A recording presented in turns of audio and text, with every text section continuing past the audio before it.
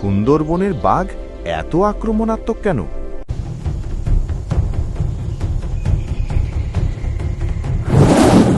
কারণ সুন্দরবন নিষ্ঠুর।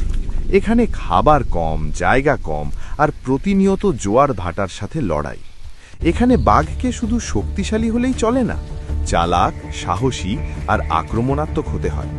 কালু রাতে নদী সাঁতরে অন্য দ্বীপে যায়, কুমিরের চোখ এড়িয়ে চলে, হরিণকে পেছন থেকে আক্রমণ করে।